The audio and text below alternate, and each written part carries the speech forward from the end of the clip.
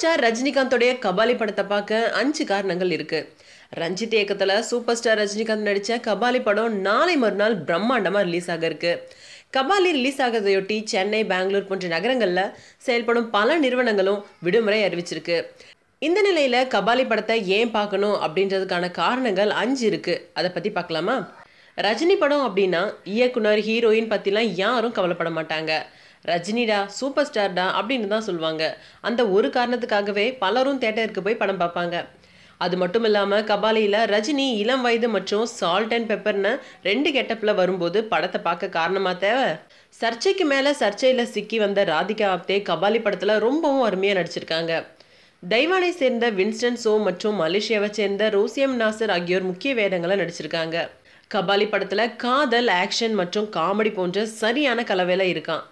Action காட்சிகளில் டானா வரும் ரஜினிகாந்த் ராதிகா ஆப்தே உடனான காதல் காட்சிகளை மன்மதன் ஆயிடுறாராம். ஏற்கனவே ஊர் உலகம் எல்லாம் நெருப்புடா முடியுமா அப்படின்னு கபாலி பட பாடலை தான் பாடிட்டு இருக்கு. கபாலி படத்தோட இசை ஏற்கனவே ஹிட் ஆயிடுச்சு.